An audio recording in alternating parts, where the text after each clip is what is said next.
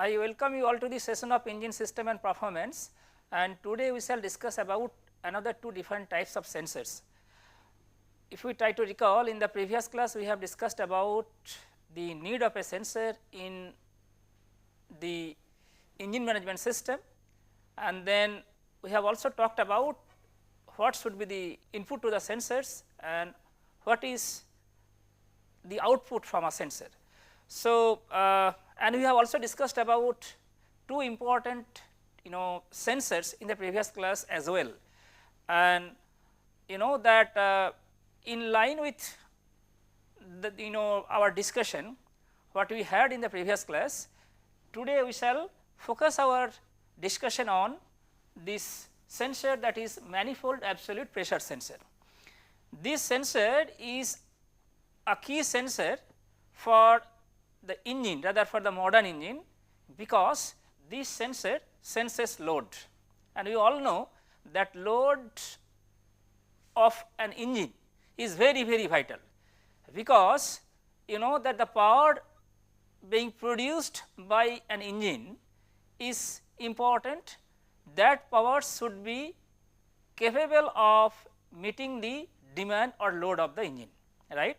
So, if we need to have an engine which would be able to meet the demand, rather variable demand, right, because if the engine is a stationary engine or if the engine is a locomotive in a vehicle, that is in a locomotive system, then engine has to have the provision of producing or meeting variable load.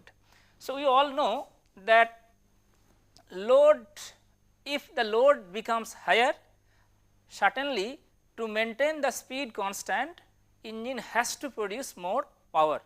We could discuss this by taking an example in one of the previous classes, and we had seen that if an engine runs at a speed of 50 kilometer per hour, if the engine runs at a speed of 50 kilometer per hour on a straight road, then suddenly if the engine needs to uphill, speed will reduce, but that should not be the desirable feature of an engine, because the moment when engine is trying to uphill, the moment when an engine is trying to experience a more load, then engine needs to adjust speed, because the speed will reduce, but if that is not, again as I said you, it is not desirable.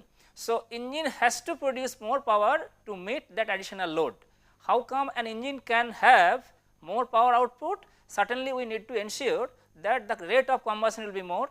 If we need to have rate of combustion, the higher rate of combustion, we need to have we need to ensure that the air fuel mixture, if it is a SI engine or even if it is a CI engine and modern SI engine, the amount of air and the amount of fuel to be introduced in the engine cylinder should be more.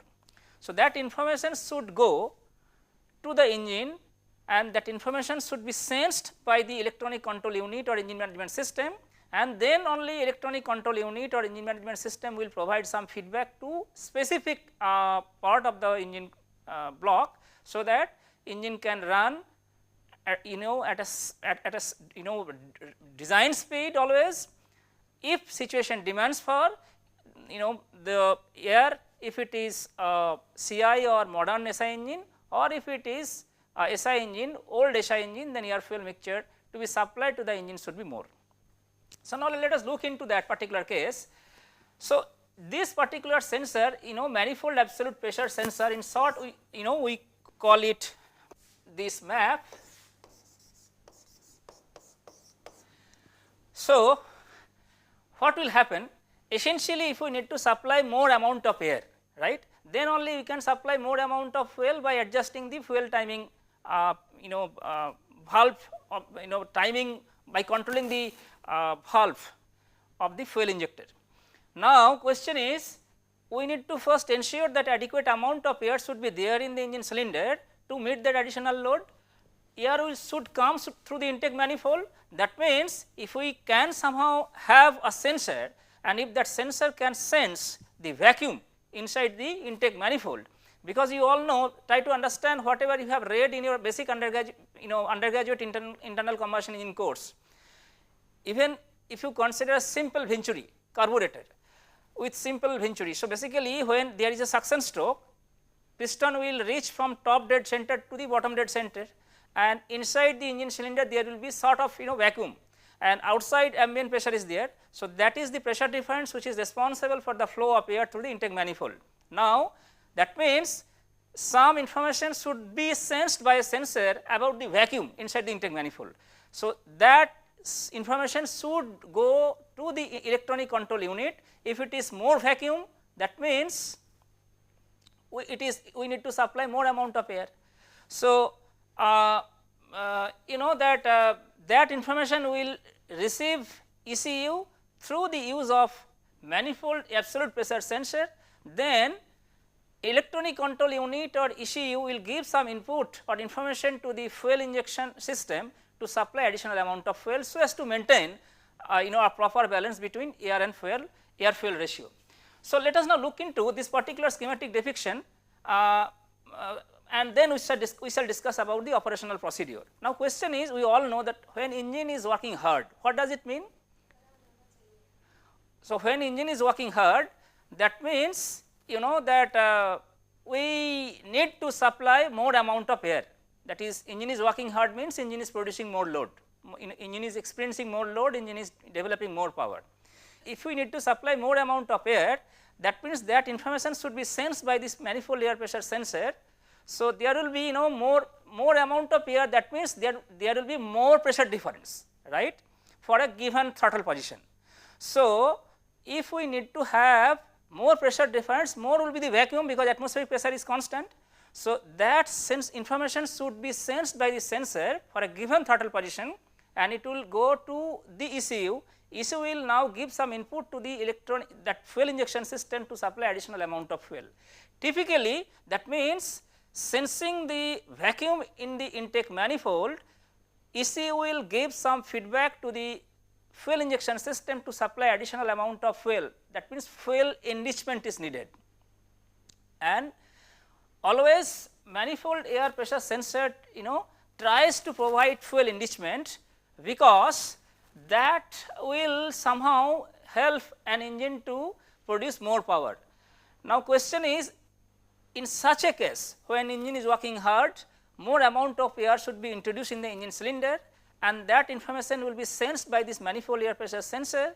ECU will sense that and will give feedback to the fuel injection system to supply additional amount of fuel, right.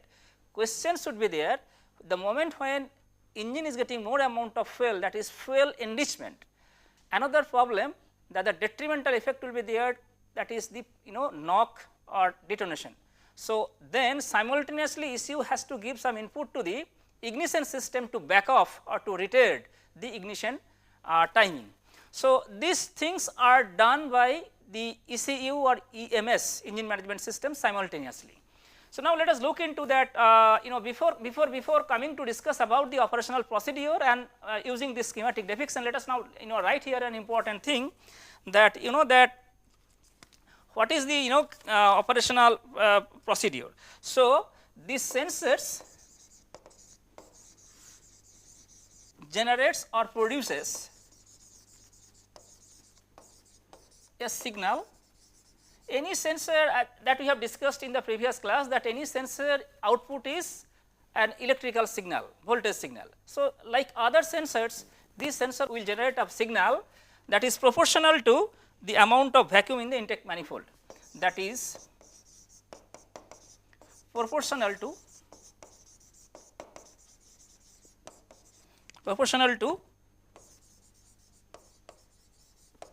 amount of vacuum in the intake manifold. Okay. So, this is the basically important aspect, rather based on this particular type of sensor works. Okay. Now, I had given you example. So, if we try to now focus our attention on this particular schematic depiction just to illustrate the operational procedure of this, what you can see from this type of sensor, as I said you, that this sensor works purely on the amount of vacuum that is getting produced inside the intake manifold. Okay. So, if we look at the left hand side of this schematic depiction, we can see that there are two different chambers. So, if we look at the top chamber, this chamber is basically known as vacuum chamber. So, this is vacuum chamber, and this part is connected to the intake manifold, right, while the lower one is known as reference air chamber.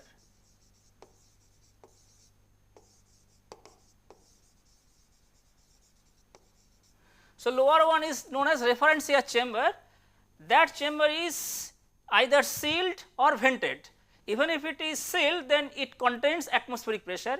If it is vented, there is no point of discussing this, because it would be open to atmosphere. Now, these two chambers is getting separated by a diaphragm.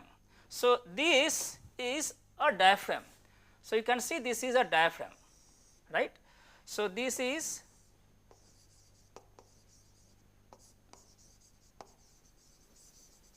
a diaphragm. So, this is movable diaphragm. Now, you can see that this diaphragm can have movement depending on the pressure difference. So, the bottom chamber is reference air chamber.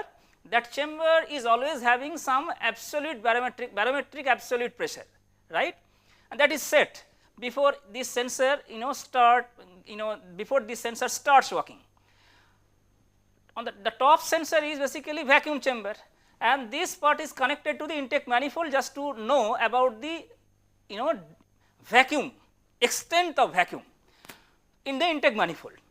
So, when there is a vacuum, you can certainly understand there will be pressure difference, because this is atmospheric pressure. That movement is recorded by this pressure sensitive electronic circuit. So, if I now again mark it, this part is pressure sensitive electronic circuit. So, basically why we are calling pressure sensitive, because the movement of this diaphragm is solely due to the change in pressure, and changing that sensor electronic circuit will monitor the movement of this diaphragm and produce a signal. So, the rate of voltage that will develop will depend on the change in pressure. Let me repeat it once again.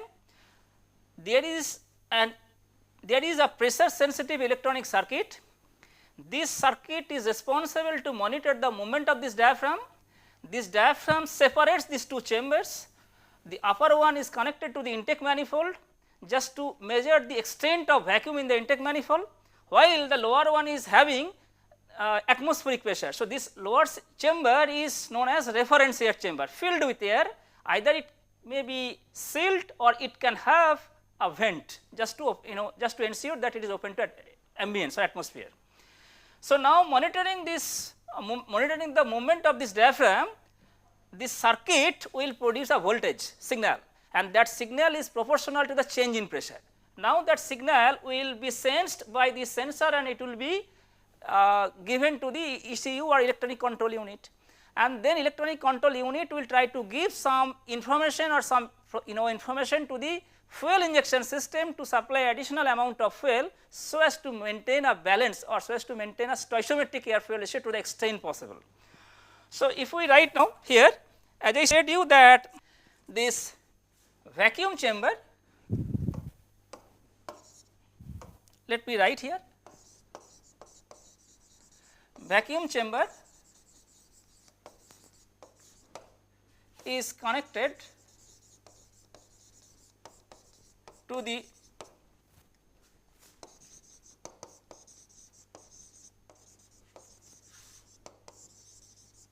intake manifold through Rawer hose, okay, and this chamber will somehow indicate, because the extent of vacuum that is there in the intake manifold, number 1. 2 is the movement of diaphragm. So, this MAP sensor monitors the movement of the diaphragm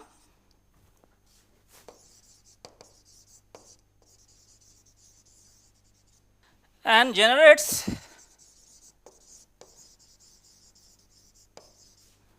a voltage signal which is proportional to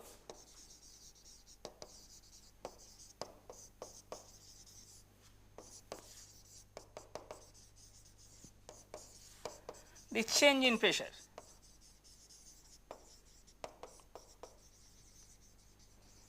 The voltage signal that is generated by this sensor is an analog signal. So, if I go to the next slide, so the voltage signal is an analog voltage signal, okay. Signal typically 1 to 5 volts, right. So, if we go back to this schematic depiction, as I said you, this pressure sensitive electronic circuit will monitor the movement of the diaphragm.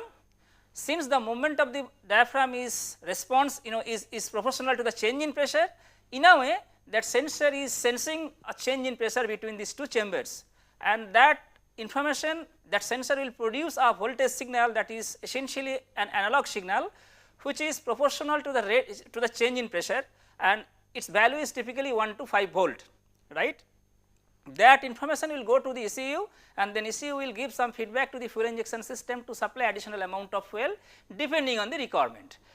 The idea is that if more amount of air is coming because of more vacuum inside the intake manifold, then to burn that amount of air we need to supply additional amount of fuel, because essentially if the engine load becomes more, so speed has to be more, and then more vacuum will be created inside the intake manifold. That means maybe the engine will be receiving more amount of air, but to burn to have efficient combustion with the presence of that additional amount of air, additional amount of fuel should be supplied, and that is what is done by this sensor, okay.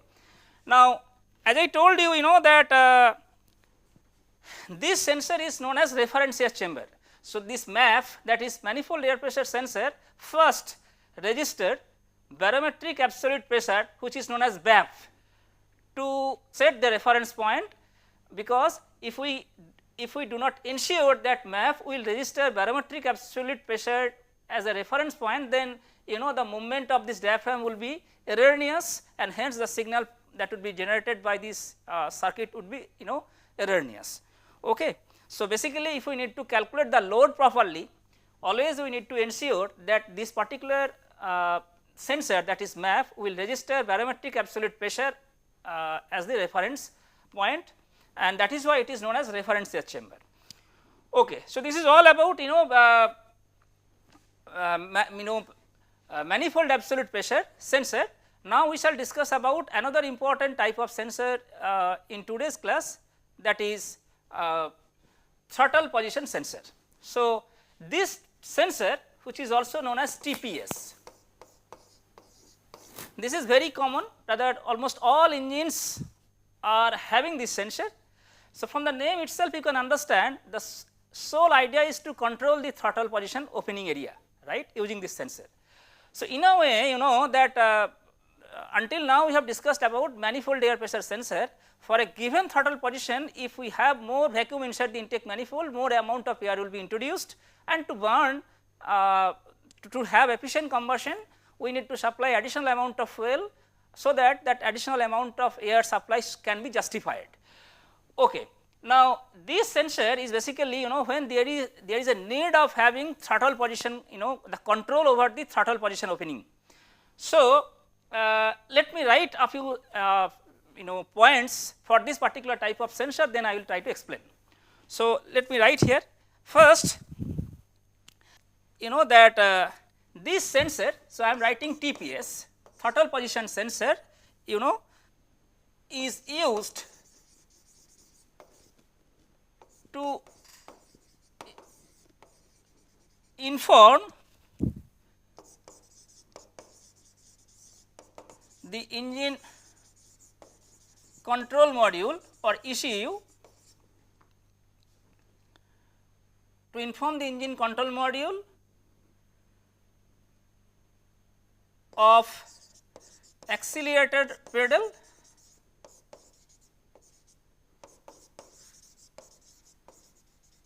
and throttle plate position.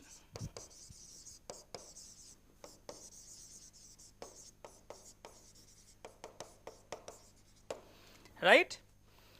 So, if we look at this particular part, this one, so you know that there is a pedal, and if we just just let me write here the hardware of this.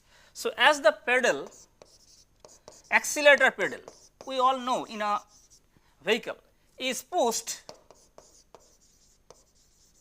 right, the throttle plate opens,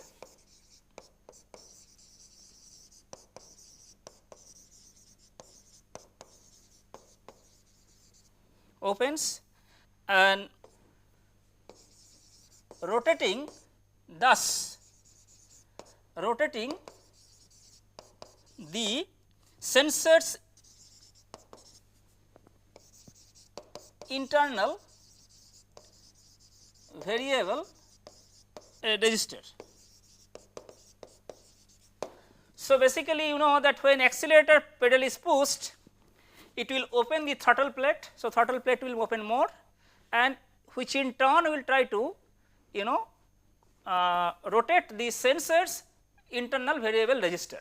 As the internal variable register will change due to the change in throttle plate opening area, that will be sensed by the sensor, right. So, let me write here first. So, now as the throttle opens, right, voltage.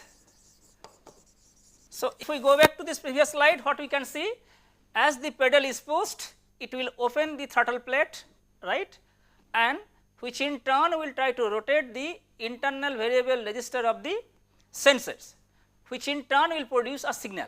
So, that means as the throttle opens, a signal will develop, a signal will be produced, and that signal, as the throttle opens, voltage signal will be produced,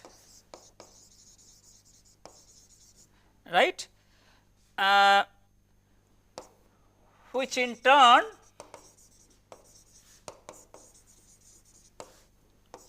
will provide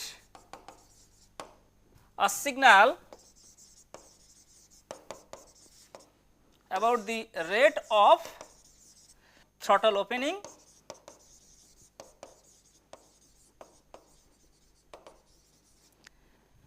as well as throttle position. So, this is very important.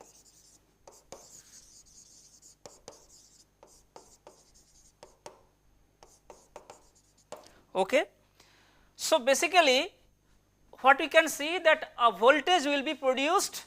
If we go to the previous slide, what we can see, as the accelerator pedal is pushed, that will open the throttle plate, that will change the throttle plate position, which in turn will create to rotate the sensor's internal variable register. Essentially, we will be having a voltage output.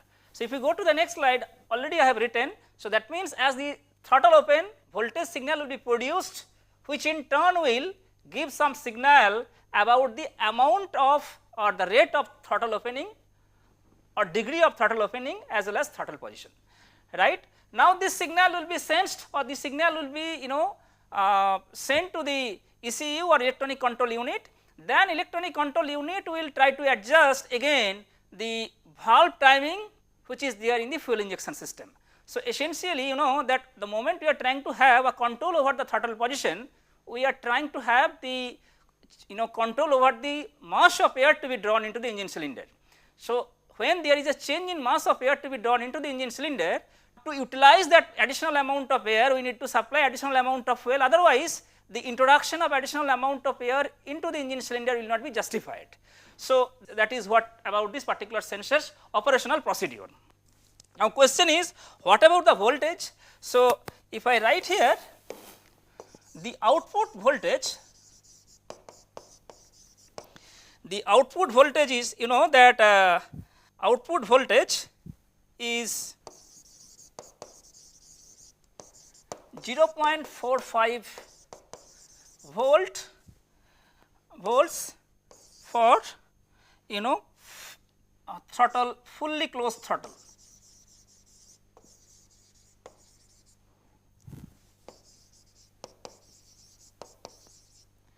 And 4.5 volts, right, for wide open throttle, wide open throttle, WOT. Okay. So, now question is, this is the range. So, if the sensor receives a voltage signal around say having magnitude 4 volt, that means it is close to the wide open throttle. So, that means that information will receive by this TPS, go to the ECU, ECU will try to have a control over the valve timing, valve of the fuel injection system, so that fuel enrichment can be done, additional amount of fuel can be supplied so as to maintain a balance between air fuel ratio. Now question is, the signal that will be produced by this sensor is to be converted to the digital one.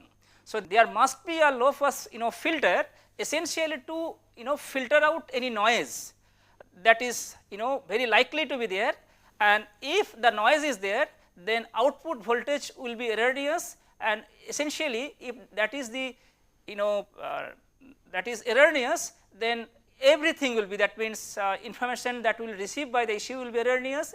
ECU will try to give again some wrong information to the valve of the fuel injection system. So, see this low pass filter TPS voltage is to be converted to a digital value, right, and to do that, so to do this,